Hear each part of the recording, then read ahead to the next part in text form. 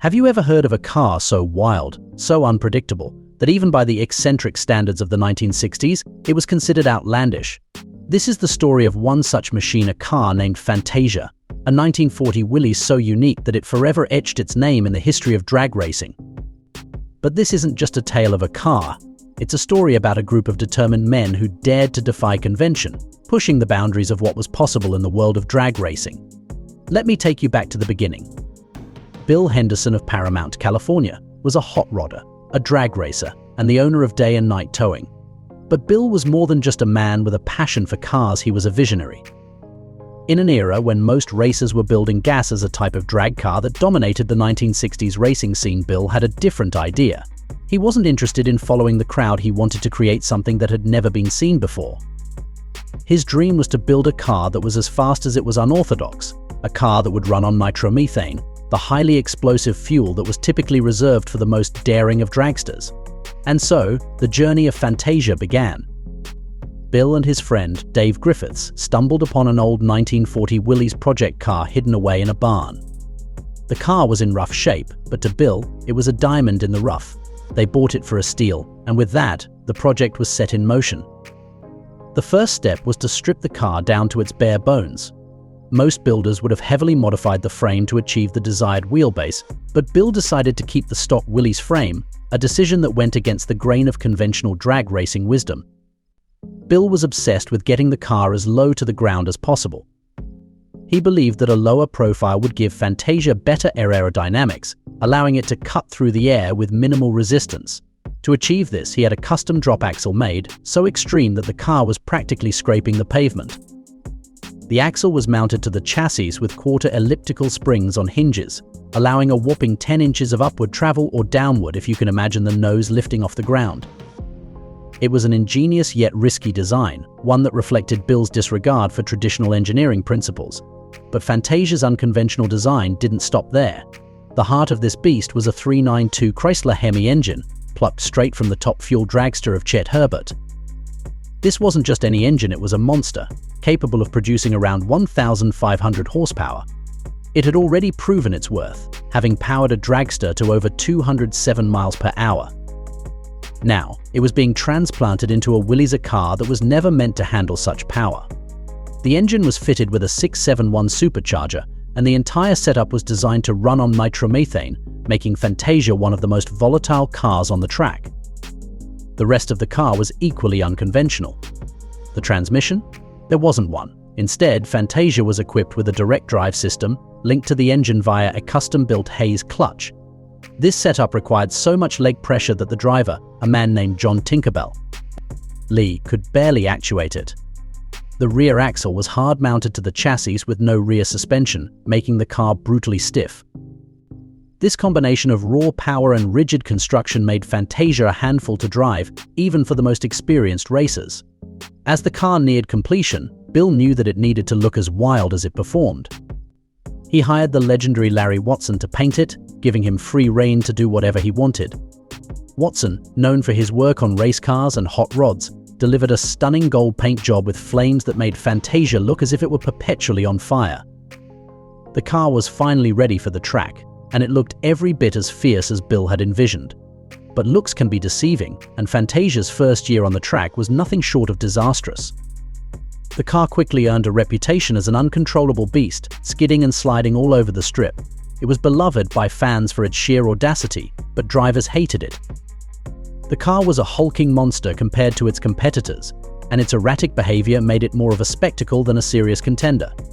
Fantasia was notorious for doing all kinds of weird things when it actually managed to find traction. It would fishtail, swerve, and nearly flip over, as if it had a mind of its own. Every run felt like a brush with disaster. To give you an idea of just how bad things were, the 1966 issue of popular Hot Rodding magazine featured an article on Fantasia, ending with the line, "Bill's car was constructed to facilitate new drag ideas." His current success on the strip speaks well for the newcomer. Only future competition will tell the story. It was a diplomatic way of saying that the car was a mess, but there was a glimmer of hope that things might improve. The year 1967 rolled around, and with it came a renewed determination from Bill and his crew. They attacked Fantasia's problems with a mix of ingenuity and desperation, trying to find any solution that would tame the beast. They made changes to the front end, adding radius rods to help control the movement of the axle.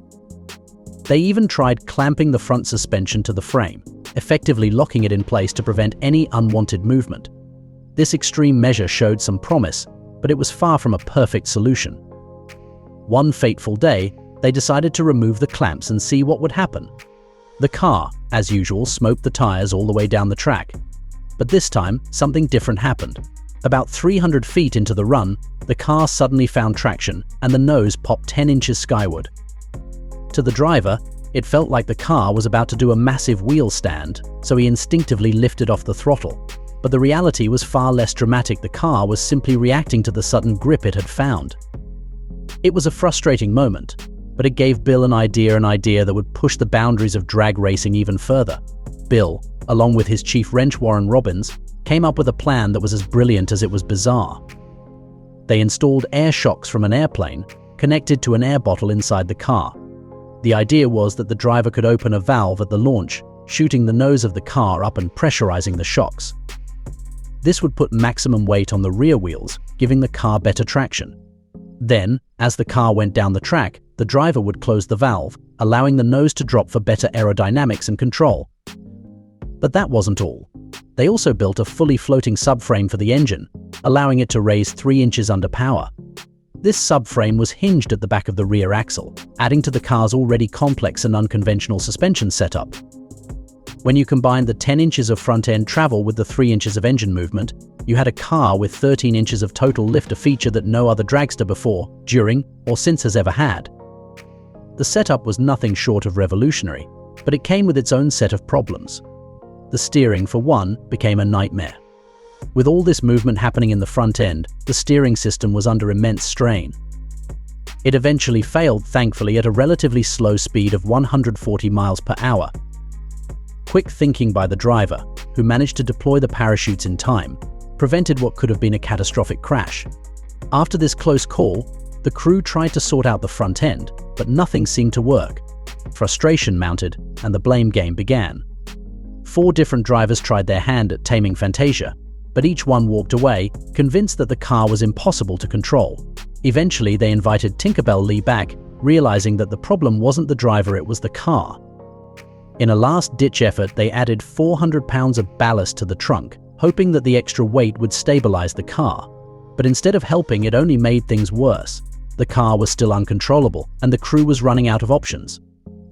At this point, Fantasia was more of a burden than a blessing, and the thought of giving up crossed everyone's mind. But then, out of nowhere, came Chuck Finders, a brilliant chassis builder and racer who had a reputation for solving the unsolvable. Chuck approached Bill with a simple proposition: let him install a torque flight automatic transmission and a full rear suspension in the car. If the modifications didn't lower the car's elapsed time by a full second, he wouldn't charge Bill a dime. Desperate and out of ideas, Bill agreed. The transformation was immediate. The first thing they did was swap in the torque flight transmission. While it didn't solve all of Fantasia's problems, it was a step in the right direction. The car was still a tire-burning disaster, but it was showing signs of improvement. Encouraged, Bill finally capitulated and allowed Chuck to install the rear suspension. With the new suspension in place, along with a set of soft sidewall funny car-style slicks, Fantasia was reborn. The car went from being a wild, uncontrollable beast to a formidable contender on the drag strip. It started running in the low 9s at over 160 miles per hour, a significant improvement from its previous performances. As the season progressed, Fantasia's elapsed times continued to drop. By July of 1967, the car was running in the high 8s at 170 miles per hour. It even managed to win a few rounds at fuel-altered shows, something that seemed impossible just a year earlier. The highlight of the season came on July 23, 1967, when Fantasia was the runner-up at an 8-car fuel-altered show at Irwindale, running an impressive 8.63 seconds at 170 miles per hour. For the first time, Bill Henderson had built a winner. Fantasia was no longer the laughingstock of the drag racing world, it was a serious contender. But just as quickly as the car had risen to prominence, it disappeared. Early in the 1968 season, after winning a 4-car booked-in show at Lions Drag Strip, Bill decided to part ways with Fantasia. No one knows for sure why he made the decision. Perhaps the challenge was gone, or maybe the constant stress of managing such a volatile machine became too much. Or maybe, just maybe, someone offered to buy it, and Bill saw an opportunity to finally make some money from the project. And so the 5-year saga of Fantasia came to an end. The most insane Willys in the history of drag racing was gone, and with it, the only fuel-altered Willys ever built. Ironically, winning was the worst thing that could have happened to the car. Once it had proven itself, there was no longer a need to keep pushing the boundaries, and without that drive, the project lost its momentum. Fantasia's story is a testament to the spirit of innovation and determination that defines drag racing. It's a story of men who dared to dream, who refused to accept the status quo, and who were willing to risk everything to build something truly extraordinary. Long live the tinkerers, the thinkers, and the out-of-the-box visionaries who continue to push the limits of what's possible, even when they're wrong about almost everything. With that said, thanks for watching, and until next time.